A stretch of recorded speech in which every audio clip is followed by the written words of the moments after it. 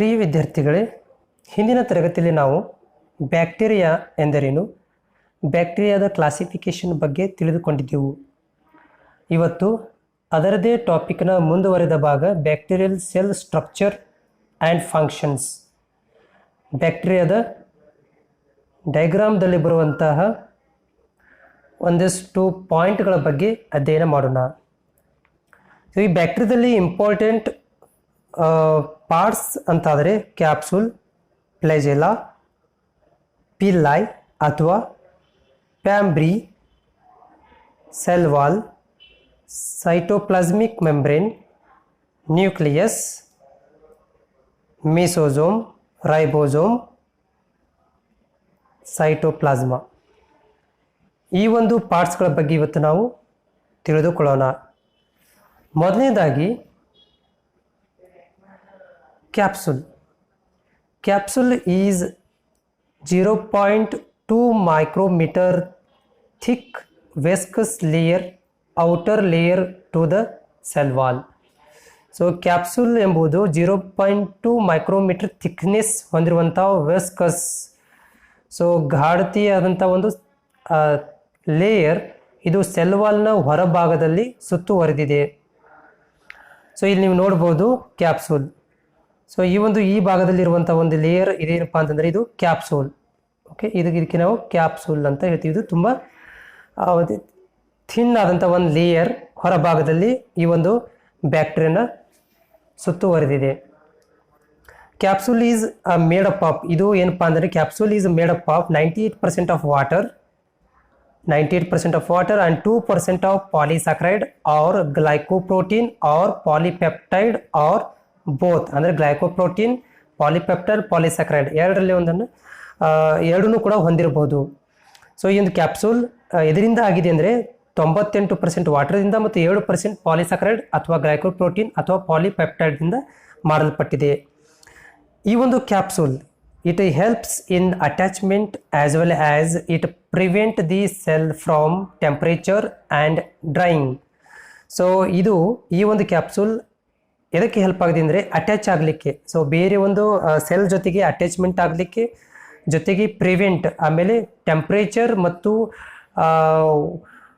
ಏನಪ್ಪ ಅಂತಂದರೆ ಡ್ರೈಯಿಂದ ಅಂದರೆ ಒಣಗುವಿಕೆಯನ್ನು ತಡೆಗಟ್ಟಲು ಮತ್ತು ಟೆಂಪ್ರೇಚರ್ ಮತ್ತು ಅಂದರೆ ತಾಪದಿಂದ ತಡೆಗಟ್ಟಲು ಈ ಒಂದು ಕ್ಯಾಪ್ಸೂಲ್ ಸಹಾಯಕಾರಿಯಾಗಿದೆ. ಅದ್ರ ಜೊತೆಗೆ capsule resist phagocytosis by WBC. So capsule resist ಅಂತಂದರೆ ತಡ್ಕೊಳ್ಳುವಂಥ ಕೆಪಾಸಿಟಿ. WBC ಅಂದರೆ ವೈಟ್ ಬ್ಲಡ್ ಸೆಲ್ಸ್ಗಳು, ಆಂಟಿಬಾಡೀಸ್ಗಳು ಈ ಒಂದು ಬ್ಯಾಕ್ಟೀರಿಯಾ ಮೇಲೆ ಅಟ್ಯಾಕ್ ಮಾಡಿದಾಗ ಅದನ್ನು ತಡೆದುಕೊಳ್ಳಲು ಬೇಕಾಗಿರುವಂಥ ಕೆಪಾಸಿಟಿನ ಕ್ಯಾಪ್ಸೂಲ್ ಈ ಬ್ಯಾಕ್ಟೀರಿಯಾಗೆ ಒದಗಿಸಿಕೊಡುತ್ತೆ. It also protects mechanical injury from lytic enzymes. So ಒಂದಷ್ಟು ನಮ್ಮ ದೇಹದಲ್ಲಿರುವಂತಹ ಎಂಜೈಮ್ಸ್ಗಳು ಸೊ ಈ ಬ್ಯಾಕ್ಟೀರಿಯಾ ಮೇಲೆ ಅಟ್ಯಾಕ್ ಮಾಡಿದಾಗ ಇದು ಅಲ್ಲಿ ಒಂದಷ್ಟು ಮೆಕ್ಯಾನಿಕಲ್ ಇಂಜುರಿ ಅಂತಂದರೆ ಅದರಲ್ಲಿ ಡ್ಯಾಮೇಜ್ಗಳು ಕಾಣಿಸ್ಕೊಳ್ಳುತ್ತೆ ದೇಹದ ಮೇಲೆ ಭಾಗದಲ್ಲಿ. ಸೊ ಅದು ಡ್ಯಾಮೇಜ್ ಆಗದ ಹಾಗೆ ಏನು ಮಾಡುತ್ತೆ ಕ್ಯಾಪ್ಸೂಲ್ ಈ ಒಂದು ಬ್ಯಾಕ್ಟೀರಿಯಾಗೆ ಪ್ರೊಟೆಕ್ಟಿವ್ ಮಾಡುತ್ತೆ. ನೆಕ್ಸ್ಟ್ ಪಾರ್ಟ್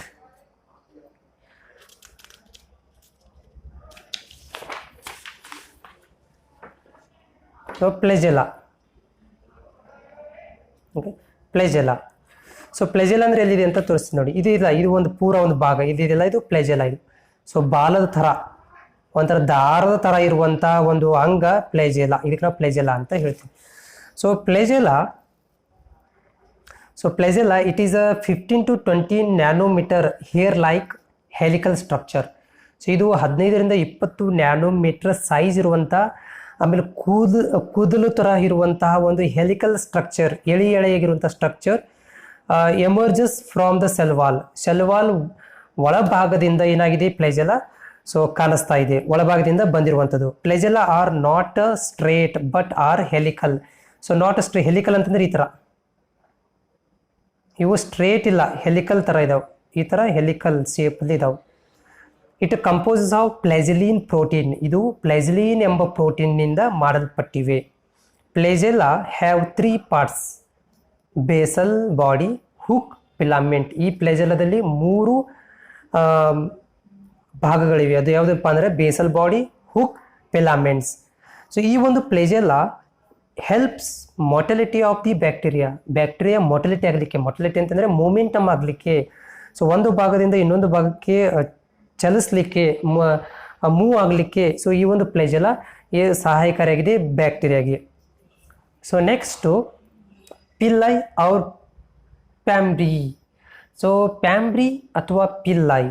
ಸೊ ಇಲ್ಲಿ ನೋಡಿ, ಈ ಎಳೆಯಾಗಿರುವಂತಹ ಈ ಒಂದು ಕೂದಲು ಎಳಿ ಥರ ಇರುವಂತಹ ಈ ಒಂದು ಸುತ್ತುವರೆದಿದೆಯಲ್ಲ, ಇವಿಗೆಲ್ಲ ನಾವು ಪಿಲ್ಲೈ ಅಂತ ಹೇಳ್ತೇವೆ. So pili are hollow filamentous and non helical structure. ಅಂದರೆ ಇವು ಒಂಥರ ಸ್ಟ್ರೇಟ್ ಎಳೆಯಾಗಿರುವಂಥ, ಆಮೇಲೆ ಏನಾಗಿದೆ ಅಂತಂದರೆ ಬ್ಯಾಕ್ಟೀರಿಯಾ ಸುತ್ತಲೂ ವರೆದಿದೆ ನೋಡಿ, ಬ್ಯಾಕ್ಟೀರಿಯಲ್ ಸುತ್ತಲೂ ವರೆದಿರುವಂತಹ ಒಂದು ಕೂದಲು ಎಳಿ ಥರ ಇರುವಂತಹ ಒಂದು ಸ್ಟ್ರಕ್ಚರ್ ಏನಪ್ಪ ಅಂತಂದರೆ ಪಿಲ್ಲೈಗಳು. They are numerous and shorter than flagella. So ಇವು ಅಂದರೆ ನ್ಯೂಮರಸ್ ಅಂದರೆ ಬಹಳಷ್ಟು ಇವೆ, ಅಂದರೆ ಅದರ ದೇಹದ ಸುತ್ತಲೂ ವರೆದಿವೆ. ಅಂದರೆ ಬ್ಯಾಕ್ಟೀರಿಯಾದ ಸುತ್ತಲೂ ನಂಬರ್ ಒಳಗಡೆ ಇದು ಸುತ್ತುವರೆದಿದೆ. ಅದ್ರ ಜೊತೆಗೆ ಇದು ಫ್ಲಾಜೆಲಾಕ್ಕಿಂತ ತುಂಬ ಚಿಕ್ಕದಾಗಿದೆ. ಫ್ಲಾಜೆಲಾ ತುಂಬ ಉದ್ದ ಇದ್ದರೆ ಇದು ತುಂಬ ಚಿಕ್ಕದಾಗಿದೆ.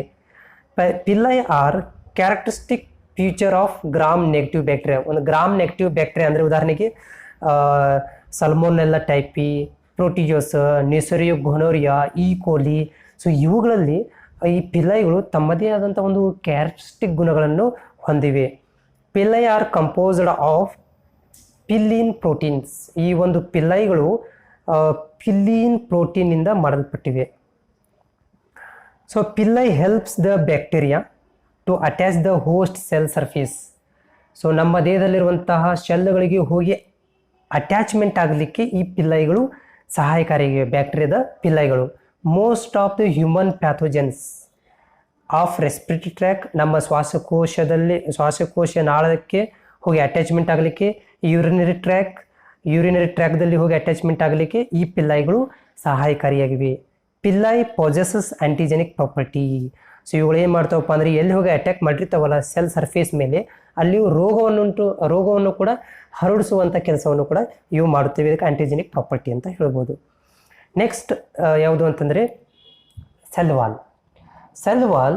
ಸೊ ಇಲ್ಲಿ ನೋಡ್ಬೋದು ನೀವು, ಸೆಲ್ ವಾಲ್ ಎಲ್ಲಿದೆ ಅಂತಂದರೆ ಈ ಒಂದು ಭಾಗ, ಓಕೆ, ಈ ಭಾಗ, ಈ ಕಂಪ್ಲೀಟ್ ಈ ಒಂದು ಕ್ಯಾಪ್ಸುಲ್ ನೆಕ್ಸ್ಟ್ ಭಾಗ ಏನಪ್ಪ ಅಂತಂದರೆ cell wall. Okay, cell wall ನೋಡಿ, ಇದು ದಪ್ಪದಂಥ ಒಂದು ಕವರ್ ಇದೆ, ಅದಕ್ಕೂ ನಾವು ಸೆಲ್ ವಾಲ್ ಅಂತ ಹೇಳ್ತೀವಿ. ಸೊ ಈ ಒಂದು ಸೆಲ್ ವಾಲ್ ಇದು ಇಂಪಾರ್ಟೆಂಟ್ ಫಾರ್ ದ ಬ್ಯಾಕ್ಟೀರಿಯಾಗೆ ತುಂಬ ಇಂಪಾರ್ಟೆಂಟ್. ಯಾಕಂತೇಳಿ ತುಂಬ ರಿಜಿಡ್ ಆಗಿ ಗಟ್ಟಿಯಾಗಿದಂಥ ಒಂದು ಭಾಗ. So cell wall compose of peptidoglycan, lipid, teichoic acid. So peptidoglycan, teichoic ಆಸಿಡ್ದಿಂದ ಸೊ ಈ ಒಂದು ಸೆಲ್ ವಾಲ್ ಮಾಡಲ್ಪಟ್ಟಿದೆ. So it helps to maintain the cell shape, ಶೆಲ್ಲದ ಒಂದು ಆಕಾರವಾಗಲಿಕ್ಕೆ, which is important for how the cell will grow. So ಇವೊಂದು ಕೂಡ ಈ ಒಂದು ಆಕಾರದ ಜೊತೆಗೆ ಅದು ಗ್ರೋತ್ ಆಗಲಿಕ್ಕೆ, ರೀಪ್ರೊಡ್ಯೂಸ್ ಮಾಡಲಿಕ್ಕೆ, ನ್ಯೂಟ್ರಿಯೆಂಟ್ಸ್ಗಳನ್ನು ಒಳಭಾಗದಲ್ಲಿ ತೆಗೆದುಕೊಳ್ಳಲಿಕ್ಕೆ, ಆಮೇಲೆ ಮೂಮೆಂಟಮ್ ಆಗಲಿಕ್ಕೂ ಕೂಡ ಸೊ ಏನಪ್ಪ ಅಂತಂದರೆ ಸೆಲ್ ವಾಲ್ ತುಂಬ ಪ್ರಾಮುಖ್ಯತೆಯನ್ನು ವಹಿಸಿದೆ ಬ್ಯಾಕ್ಟೀರಿಯಾದ ಒಳಗಡೆ. ಸೊ ಈ ಒಂದು ಸೆಲ್ ಡಿವಿಷನ್ ಆಗಬೇಕಾದ್ರೆ ಒಂದು ಬ್ಯಾಕ್ಟೀರಿಯಾ ಸೊ ಎರಡು ಅಂದರೆ ಡಿವೈಡ್ ಆಗಬೇಕಾದ್ರೆ, ಅಂದರೆ ಏನಂತ ಬೈನರಿ ಫ್ಯೂಷನ್ ಆಗಬೇಕಾದ್ರೆ ಇದಕ್ಕೊಂದು ಶೇಪನ್ನು ಕೂಡ ಬೇಕಾಗಿತ್ತು. ಆವಾಗ ಏನಾಗುತ್ತೆ ಅಂತಂದರೆ ಈ ಥರ ಇರುವಂಥ ಶೇಪನ್ನು, ಅಂದರೆ ಮದರ್ ಶೇಪನ್ನು ಡಾಟರ್ ಶೇಪ್ಗಳಿಗೆ ಪ್ರೊವೈಡ್ ಮಾಡಿಕೊಡುವಂಥ ಕೆಪಾಸಿಟಿ ಸೆಲ್ ವಾಲ್ಗಿದೆ. Next cell membrane is the thinner layer that lies inside the cell wall ಕೆಳಭಾಗದಲ್ಲಿರುವಂಥ ಒಂದು layer cell membrane and encloses the cytoplasma. ಆಮೇಲೆ ಅದರ ಕೆಳಭಾಗದಲ್ಲಿ ಸೈಟೋಪ್ಲಾಸ್ಮಾ ಇದೆ, ಅಂದರೆ ಸೈಟೋಪ್ಲಾಸ್ಮಾವನ್ನು ಸುತ್ತುವರೆದಿದೆ. ಹಾಗೂ ಸೆಲ್ ವಾಲನ ಕೆಳಭಾಗದಲ್ಲಿರುವಂಥ ಒಂದು ಭಾಗ cell membrane. It also known as cytoplasmic membrane ಅಥವಾ ಪ್ಲಾಸ್ಮಾ ಮೆಂಬ್ರೇನ್. ಇದಕ್ಕೆ ನಾವು ಸೈಟೋಪ್ಲಾಸ್ಮಿಕ್ ಮೆಂಬ್ರೇನು ಕೂಡ ಅಂತ ಅನ್ಬೋದು ಅಥವಾ ಪ್ಲಾಸ್ಮಾ ಮೆಂಬ್ರೇನ್ ಕೂಡ ಅಂತ ಕರೀಬೋದು.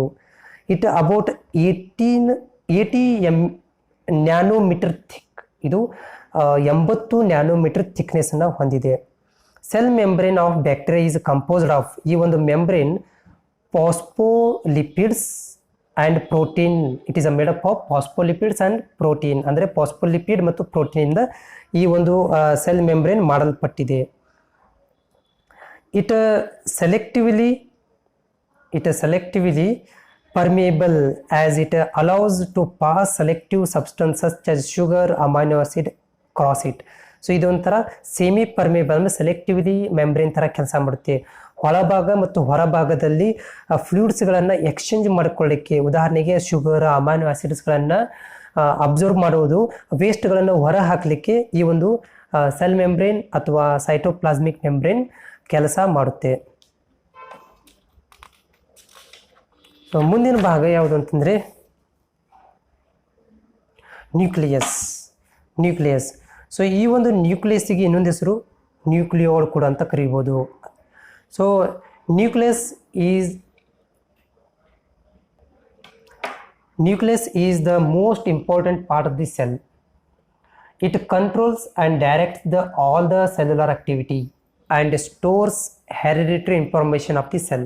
So nucleus ಒಂದು ಬ್ಯಾಕ್ಟೀರಿಯಾದ ಸೆಲ್ ಒಳಗಡೆ ಇರುವಂಥ ಆ್ಯಕ್ಟಿವಿಟಿಗಳನ್ನು ಕಂಟ್ರೋಲಲ್ಲಿ ಇಟ್ಕೊಂಡಿರುತ್ತೆ, ಜೊತೆಗೆ ಡೈರೆಕ್ಷನ್ ಕೂಡ ಕೊಡುತ್ತೆ. ಯಾವ ಥರವಾಗಿ ಕೆಲಸ ಮಾಡಬೇಕು, ಯಾವ ಥರದಾಗಿ ಮೇಂಟೆನೆನ್ಸ್ ಮಾಡಬೇಕು, ಒಳಭಾಗದಲ್ಲಿರುವಂಥ ಬೇರೆ ಭಾಗಗಳಿಗೆ ಇದು ಡೈರೆಕ್ಷನ್ ಕೊಡುತ್ತೆ. ಅದ್ರ ಜೊತೆಗೆ ಸ್ಟೋರ್ ದ ಹೆರಿಡಿಟರಿ ಇನ್ಫಾರ್ಮೇಷನ್ಸ್, ಆ ಶೆಲ್ಲದ ಒಂದು ಹೆರಿಡಿಟರಿ ಇನ್ಫಾರ್ಮೇಷನ್ಗಳನ್ನು ಕೂಡ ಸ್ಟೋರ್ ಮಾಡಿಕೊಳ್ಳುತ್ತೆ ಈ ಒಂದು nucleus. Bacterial nucleus is also known as nucleotide. It lacks nuclear membrane, nucleoplasma and nucleolus. So ಈ ಒಂದು ನ್ಯೂಕ್ಲಿಯೋಟೈಡಲ್ಲಿ ಯಾವುದೇ ಥರದಂಥ ನ್ಯೂಕ್ಲಿಯರ್ ಮೆಂಬ್ರೇನ್ ಇಲ್ಲ, ನ್ಯೂಕ್ಲಿಯೋಪ್ಲಾಸ್ಮಾ ಇಲ್ಲ, ಆಮೇಲೆ ನ್ಯೂಕ್ಲಿಯೋಲಸ್ ಕೂಡ ಇರುವುದಿಲ್ಲ. Bacterial DNA is necked. Okay, it is means so ಇದು ಈ ಒಂದು ನ್ಯೂಕ್ಲಿಯಸ್ ಒಳಗಡೆ ಓಪನ್ ಆಗಿ DNA ಗಳು ಕಾಣಿಸುತ್ತವೆ. ಮೈಕ್ರೋಸ್ಕೋಪ್ ಅಂದರೆ ಲೈಟ್ ಮೈಕ್ರೋಸ್ಕೋಪ್ ಮುಖಾಂತರ ನೋಡಿದಾಗ ನಮಗೆ ಸೊ ಈ ಒಂದು ನ್ಯೂಕ್ಲಿಯಸ್ ಒಳಗಡೆ ಇರುವಂಥ DNA ಗಳು ಈಸಿಯಾಗಿ ನಮ್ಗೆ ನೋಡಲು ಸಹಾಯವಾಗುತ್ತೆ. It contains and store the hereditary information for the cells. So ಇದು ಹೆರಿಡಿಟರಿ ಇನ್ಫಾರ್ಮೇಷನ್ಗಳನ್ನು ಸ್ಟೋರ್ ಮಾಡುತ್ತೆ, ಆಮೇಲೆ ಇದು ಟ್ರಾನ್ಸ್ಫರ್ ಮಾಡ್ಕೊಳ್ಳುವಂಥ ಕೆಪಾಸಿಟಿ ಕೂಡ ಇದಕ್ಕಿದೆ nucleus. So next ribosome. Bacterial ribosome is of 70 types. ಇದರಲ್ಲಿ 70 ನಮೂನೆಯಾದಂಥ ರೈಬೋಸೋಮ್ಸ್ಗಳಿವೆ ಬ್ಯಾಕ್ಟೀರಿಯಾದಲ್ಲಿ. Ribosomes are rounded granules found freely floating in the cytoplasma. So ಇಲ್ಲಿ ನೋಡ್ಬೋದು ನೀವು ರೈಬೋಸೋಮ್ಗಳಿದೆ. These are ribosomes freely floating. ಸೈಟೋಪ್ಲಾಸ್ಮಾದಲ್ಲಿ ಫ್ರೀಯಾಗಿ ಫ್ಲೋಟೇಷನ್ ಮಾಡುತ್ತಿರುವಂತಹ ಒಂದು ಗ್ರ್ಯಾನ್ಯೂಲ್ಸ್ಗಳು ಯಾವುದಂದ್ರೆ ರೈಬೋಸೋಮ್ಗಳು. Ribosomes are also known as universal cell organelles. So ಇವುಗಳಿಗೆ ನಾವು ಯೂನಿವರ್ಸಲ್ ಸೆಲ್ ಆರ್ಗನಲ್ಸ್ ಕೂಡ ಅಂತ ಕರಿತೀವಿ. ಯಾಕಂದರೆ it is found in both bacterial cells and eukaryotic cells. Eukaryotic ಮತ್ತು ಬ್ಯಾಕ್ಟೀರಿಯಲ್ ಸೆಲ್ಸ್ಗಳಲ್ಲಿ ಇದು ಸಾಮಾನ್ಯವಾಗಿ ಕಾಣಿಸುತ್ತೆ. ಆದ ಕಾರಣ ಇದಕ್ಕೆ ನಾವು ಯೂನಿವರ್ಸಲ್ ಸೆಲ್ ಆರ್ಗನಲ್ಸ್ ಕೂಡ ಅಂತ ಕರಿತೀವಿ. ಈ ribosome chemically the ribosomes are made up of nucleic acids. It is made up of nucleic acids. It means partially RNA and proteins. So ಇದು ಪ್ರೋಟೀನ್ ಮತ್ತು RNAದಿಂದ ಮಾಡಲ್ಪಟ್ಟಿದೆ. So this ribosomes helps to synthesise the proteins. ಈ ರೈಬೋಸೋಮ್ದ ಒಂದು ಕಾರ್ಯ ಏನು ಅಂತಂದ್ರೆ ನೋಡಿದಾಗ ಇದು ಪ್ರೋಟೀನ್ಗಳನ್ನು ಸಿಂಥಸೈಸ್ ಮಾಡುವಂಥ ಕೆಪಾಸಿಟಿಯನ್ನು ಹೊಂದಿದೆ. So next ಮೀಸೋಸೋಮ್. ಮೀಸೋಸೋಮ್ it is a spherical or round sac-like structure found commonly in gram positive bacteria. So ಇದು ಒಂಥರ ಯಾವುದಂದರೆ ಸ್ಯಾಕ್ ಲೈಕ್ ಅಥವಾ ಸ್ಪೆರಿಕಲ್ ಈ ಥರ ಒಂದು ಬ್ಯಾಕ್ಟೀರಿಯಾದಲ್ಲಿ ರೌಂಡ್ ಥರ ಅಥವಾ ಸ್ಯಾಕ್ ಲೈಕ್ ಥರ ಅಥವಾ ಮಲ್ಟಿ ಲೇಯರ್ ಥರ ಕಾಣಿಸುವಂಥ ಒಂದು ಭಾಗ ಮೀಸೋಸೋಮ್. So it is a site for respiration of the bacteria cell. ಇದು ಬ್ಯಾಕ್ಟೀರಿಯಾಗಳಿಗೆ ಒಂದು ಉಸಿರಾಟದ ಕ್ರಿಯೆ ಥರ ಉಸಿರಾಟದ ಕಾರ್ಯವನ್ನು ಮಾಡಿಕೊಡುವಂತಹ ಒಂದು ಕೆಲಸವನ್ನು ಮಾಡುತ್ತೆ. Last one is cytoplasma. It is a colourless viscous fluid present inside the cell membrane. So ಇದು ಒಳಭಾಗದಲ್ಲಿ ಇದು ವೈಟಿಶ್ ಕಲರ್ ಇರುವಂಥ ವೈಟ್ ಭಾಗದಲ್ಲಿ ಎಲ್ಲವೂ. ಸೊ ಇದೆಲ್ಲ ಏನಪ್ಪ ಅಂತಂದರೆ ಸೈಟೋಪ್ಲಾಸ್ಮಾ. ಸೊ ಈ ಒಂದು ಸೈಟೋಪ್ಲಾಸ್ಮಾ ಕಲರ್ಲೆಸ್ ಇದೆ, ವಿಸ್ಕಸ್ ಅಂದರೆ ಸ್ವಲ್ಪ ಗಾಢತೆ ಇರುವಂಥ ಫ್ಲೂಯಿಡ್, ಇದು ಸೆಲ್ ಮೆಂಬ್ರೇನ್ ಒಳಭಾಗದಲ್ಲಿರುವಂಥದ್ದು. All the cell organelles and inclusions are found floating in the cytoplasmic fluid. So ಈ ಒಂದು ಸೈಟೋಪ್ಲಾಸ್ಮಾದಲ್ಲಿ ಬೇರೆ ಬೇರೆ ಇರುವಂಥ ಆರ್ಗನಲ್ಸ್ಗಳು, DNA ಇರ್ಬೋದು, ಆಮೇಲೆ ಬೇರೆ ಬೇರೆ ಆರ್ಗನಲ್ಸ್ ಇರ್ಬೋದು, ರೈಬೋಸೋಮು, ನ್ಯೂಕ್ಲಿಯಸ್ ಇವೆಲ್ಲವೂ ಅದರಲ್ಲಿ ಪ್ರೆಸೆಂಟ್ ಇವೆ. It contains protein, lipid, mineral, nucleic acid, glycogen, water etcetera. So ಇದು ಪ್ರೋಟೀನನ್ನು, ಲಿಪಿಡ್ಸ್ಗಳನ್ನು, ಮಿನರಲ್ಸ್ಗಳನ್ನು, ನ್ಯೂಕ್ಲಿಕ್ ಆ್ಯಸಿಡ್ಸ್ಗಳನ್ನು, ಗ್ಲೈಕೋಜನ್ ಮತ್ತು ನೀರನ್ನು ಹೊಂದಿದೆ. It helps to distribute water, oxygen as other substances throughout the cell. So ಇದು ಶೆಲ್ ಎಲ್ಲ ಭಾಗಗಳಿಗೆ ನೀರು, ಆಕ್ಸಿಜನ್ ಮತ್ತು ಬೇರೆ ಬೇರೆಯ ಸಬ್ಸ್ಟೆನ್ಸ್ಗಳನ್ನು ಏನು ಮಾಡ್ತಾ ಇದೆ, ಒದಗಿಸಿ ಕೊಡ್ತಾ ಇದೆ. Laterally the entire cellular content including nucleus and other cell organelles are floating in the cytoplasma. ಈ ಒಂದು ಕೂಡ ನಾನು ಹೇಳಿದ ಹಾಗೆ ನ್ಯೂಕ್ಲಿಯಸ್ ಕೂಡ ಏನಿದೆ ಇದರಲ್ಲಿ ಪ್ರೆಸೆಂಟ್ ಇದೆ ಈ ಒಂದು ಸೈಟೋಪ್ಲಾಸ್ಮಾದಲ್ಲಿ. ಸೊ ಇದಿಷ್ಟು ಏನು ಅಂತಂದರೆ ಬ್ಯಾಕ್ಟೀರಿಯಲ್ ಸ್ಟ್ರಕ್ಚರ್ ಮತ್ತು ಅವುಗಳ ಫಂಕ್ಷನ್ಸ್ಗಳು. Thank you.